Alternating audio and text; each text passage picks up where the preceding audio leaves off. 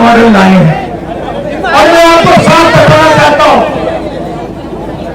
कि ये गरीबों का वोट छीनने का तरीका है। आप ज्यादा पैदा लिया, हम भारतीय हैं, हम पाकिस्तानी और चाइना के हो गए।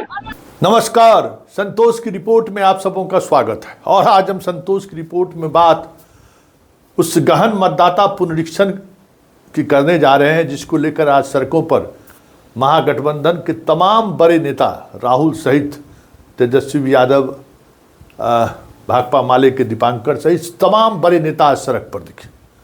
पूरे बिहार से बंदी का, और वो भी शांतिपूर्ण बंदी की खबरें आ रही है। ये अपने आप में महागठबंधन बंद का आयोजन करे और वो शांतिपूर्वक ढंग से चले, ये अपने आप में एक बड़ी बात है।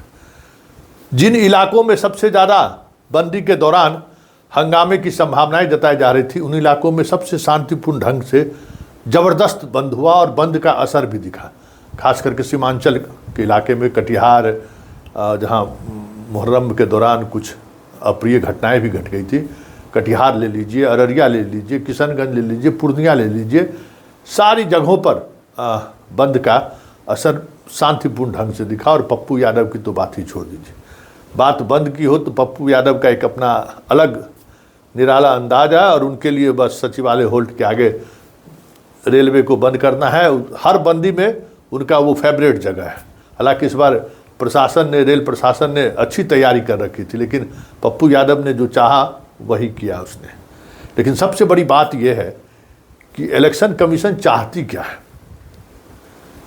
क्योंकि जिस तरीके से इलेक्शन कमीशन का बयान आया है, अपने आप में ये बयान सोचने वाली बात तो है कि देश की मतदाता सूची में कोई गैर भारतीय नहीं रहेगा आयोग। अरे भाई, 2014 से मोदी की सरकार है, बिहार में लगातार बीजेपी और जदयू की सरकार है। इसके बावजूद भी अगर इलेक्शन कमीशन को ये शंका है कि यहाँ जो है सो गैर भारतीय वोटर हैं, तो सीधे सीधे तौर पर जदयू और बीजेपी की सरकार को इस्तीफा दे देना चाहिए। सम्राट चौधरी जो प्रेस कॉन्फ्रेंस कर रहे हैं कि 2 लाख से अधिक किशनगंज में आवासीय प्रमाण पत्र के लिए लोग अप्लाई कर दिए हैं, तो जिम्मेवार कौन है? 2005 से लगातार सत्ता में है ना जी, अभी भी तो 6 महीना से सत्ता में है। क्यों नहीं इसे विदेशियों को बाहर निकाल दे रहे हैं? या कह दीजिए कि मुसलमानों को वोट देने का राइट नहीं। सबसे बेहतर बात यही होगा कि आप मुसलमानों को कह दीजिए कि भाई मुसलमान जो भी है वो भारतीय नहीं है, समस्या का समाधान हो जाएगा, जो आप चाहते हैं। और भाई सीधे तौर पर एनआरसी, सीआरसी, सीए क्या क्या लाए और बीच में ही छोड़कर चले गए। तो आज कह दीजिए कि मुसलमान भारतीय नहीं है, मुसलमानों को वोट देने का अधिकार नहीं है। क्या रखा है? इसके लिए इतना कसरत करने की क्या ज़रूरत है? सब लोग परेशान हैं। तो आज जब सड़क पर लोग उतरे और उस जिस अंदाज में उतरे, तो ज़रा सुनिए राहुल गांधी ने क्या कहा है। क्या है वो महाराष्ट्र मॉडल, जिस मॉडल के सहारे बिहार के वोटर पहले से ही सशंकित है। और राहुल लगातार इसकी चर्चा करते भी रहे हैं कि जो मॉडल है ना, वो मॉडल बिहार में भी लागू करना चाहते हैं। तो आखिर बिहार में उस मॉडल की ज़रूरत क्यों पड़ी? क्या वो जो 2 से 4% वोट का जो अंतर आ रहा है लगातार सर्वे रिपोर्ट में, कहीं इसी कह सकते हैं गहन पुनरीक्षण में 2 से 4% वोटर को साधने का तो मिजाज नहीं है, या उस पर तो काम नहीं चल रहा है? कई तरह के सवाल आज खड़े हुए हैं। उन तमाम सवालों के बीच आज जो सड़कों पर जिस तरीके की सक्रियता महागठबंधन के नेताओं की दिखी है और जिस मजबूती के साथ आज सड़कों पर कांग्रेस, आरजेडी के तमाम नेता सड़कों पर दिखे हैं, उससे तो कहीं न कहीं संकेत यही जा रहा है कि कल हाईकोर्ट में जो सुनवाई होनी है, उस सुनवाई से पहले डेमोक्रेटिक तरीके से बिहार ने सुप्रीम कोर्ट को संदेश तो दे ही दिया है। जरा सुनिए पप्पू यादव, तेजस्वी, भाकपा माले के नेता और राहुल क्या कह रहे हैं। देखिए, उन्हें पता लग गया कि हमने महाराष्ट्र का मॉडल समझ लिया है, इसीलिए वो हम नया बिहार मॉडल लाए हैं। और मैं आपको साफ बताना चाहता हूं कि ये गरीबों का वोट छीनने का तरीका है। ये और मगर ये इन लोगों को मालूम नहीं है कि ये बिहार है, ये बात समझे नहीं है, ये बिहार है और बिहार की जनता ये कभी नहीं होने देगी। हमारे लोग इलेक्शन कमिश्नर से जाके मिले, मैं नहीं था मगर सारे नेता गए और मैंने इनसे पूछा आपको क्या लगा, और सारे के सारों ने कहा कि इलेक्शन कमिश्नर बीजेपी और आरएसएस जैसे बात कर रहे हैं। वो भूल गए हैं कि वो किसी राजनीतिक पार्टी के नहीं है, वो हिंदुस्तान के इलेक्शन कमिश्नर है और उनका काम इस संविधान की रक्षा करने का है। और मैं यहां से क्लियर मैसेज देना चाहता हूं, आपको जो करना है करिए, मगर बाद में कानून आप पर लागू होगा।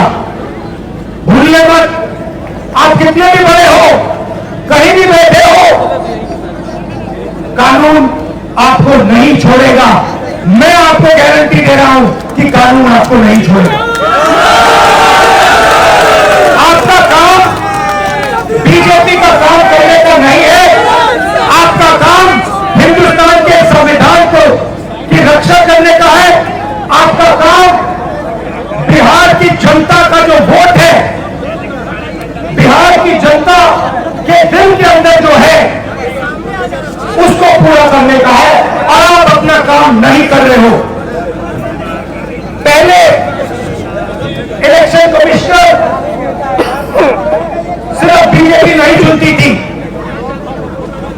पहले इलेक्शन कमिश्नर को बीजेपी, ऑपोजिशन पार्टी और जो हमारे चीफ जस्टिस है जिन्होंने मांग की कि हमें बैठने दो, हमें इलेक्शन कमिश्नर चुनने दो, उनको बाहर फेंक दिया, उनको कमरे के अंदर आने नहीं दिया और हमें भी साफ कह दिया कि भैया यही नाम है,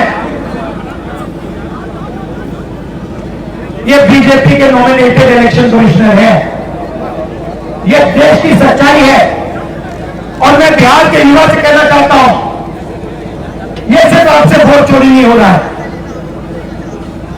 ये आपका भविष्य चोरी हो रहा है। आपसे आपका हक जो बनता है, जो रोजगार है, आपका धन है, ये सब आपसे चोरी किया जाएगा। ये चोरी नहीं होने देंगे और आपको बिहार के युवा को ये चोरी नहीं होने देनी है। दलित समाज हो, अल्पसंख्यक समाज हो, चाहे पिछड़ा हो, अति पिछड़ा हो, ये साजिश है। आप लोग मौत को काटने की, जो मजदूरी करने बाहर गया है, नौकरी के लिए बाहर गया है बिहार के, तो बिहार के लगभग 4.5 करोड़ लोग पढ़ाई करते हैं दूसरे राज्यों में, पढ़ाने जाते हैं, उनके नाम को काटने की तैयारी हो रही है। धन्यवाद देना चाहते महागठबंधन के सभी साथियों का, तीनों लोक पार्टियां, वीआईपी पार्टी, राष्ट्रपति राहुल जी का अध्यक्ष से धन्यवाद देते हैं।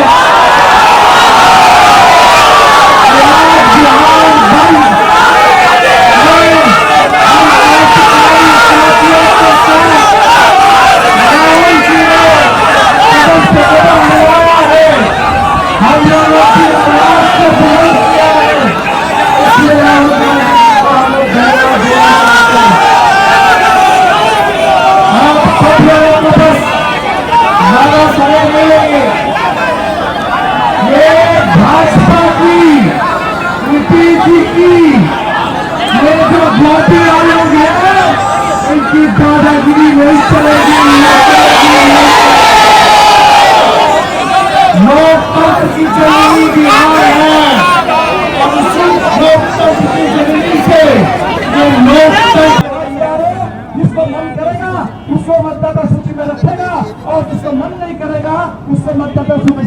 कर देगा। करोड़ों करोड़ लोग इस समय बिहार के प्रवासी मजदूर, बिहार के गरीब, बिहार के मेहनतकश, बिहार के नौजवान, बिहार की महिलाएं अब मतदान के अधिकार से वंचित होने के कगार पर खड़े हैं। और इसीलिए हम आए हैं वोटबंदी के खिलाफ, हम आए हैं संकल्प लेने के लिए